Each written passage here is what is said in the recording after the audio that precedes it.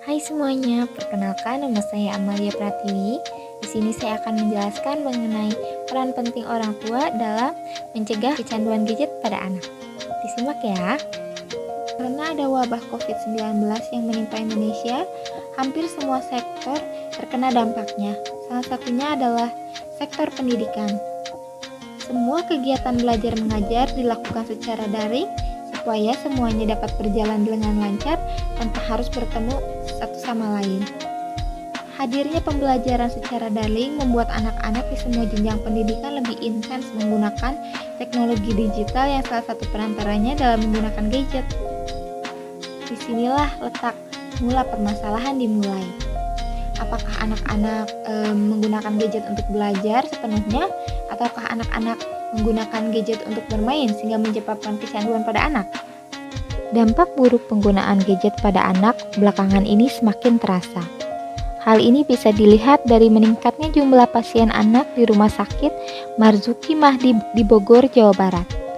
Dokter spesialis kejiwaan anak dan remaja RSMM, yaitu Dr. Ira Safitri, mengibaratkan gangguan kejiwaan akibat gadget ini sebagai fenomena gunung es. Menurut ia, jumlah pasien setiap tahunnya terus meningkat. Untuk gangguan masalah kejiwaan di sini memang kebanyakan yang dirawat itu dengan gangguan kejiwaan skizofrenia, tapi memang saat ini mulai meningkatnya pasien-pasien dengan masalah gangguan adiksi internet, gadget atau gawai. Tambahnya, Ira berharap orang tua bisa lebih berperan untuk mengantisipasi agar anak-anak tidak kecanduan gadget. Orang tua juga diminta untuk konsisten jika sudah memberikan aturan terhadap anak kapan bisa bermain gadget ataupun tidak. Orang tua, karena semuanya kan diawali oleh orang tua. Yang memberikan gadget kan orang tua, yang membelikan kuota juga orang tua. Jadi orang tua di sini harus sebijaksana mungkin memberikan gadget kepada anak. Ketika aturan itu dikasih kepada si anak, ini harus konsisten. Ini kadang orang tua yang tidak konsisten, apalagi anaknya merengek, akhirnya dibiarkan saja bermain gadget. Ini kan tidak konsisten, nanti ada kebablasan tutupnya. Cara apa sih yang harus dilakukan orang tua dalam mengawasi penggunaan gadget pada anak? Salah satunya yang pertama, mengaktifkan fitur kontrol pada gadget dengan cara mendownload aplikasinya di Play Store atau App Store. Yang kedua, memantau aktivitas anak dalam penggunaan gadget, yaitu dibatasi. Yang ketiga, memberi waktu batasan dalam penggunaan gadget bagi anak. Yang keempat, mengajak beraktivitas yang menyenangkan sehingga anak tidak selalu menginginkan bermain gadget. Yang kelima, mendampingi anak saat bermain gadget. Sebenarnya, dampak buruk apa sih yang akan terjadi jika anak kecanduan gadget?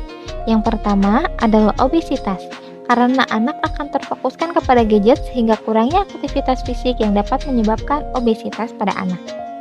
Yang kedua, perilaku antisosial. Karena terlalu asik bermain gadget, anak akan menjadi malas untuk berinteraksi dengan sekitar. Yang ketiga, gangguan tidur. Untuk mendukung pertumbuhan dan perkembangan anak harus mendapatkan tidur yang cukup dan berkualitas. Gadget mampu membuat anak malas untuk tidur dan hanya ingin menghabiskan waktunya dengan gadget. Yang keempat, gangguan pada mata.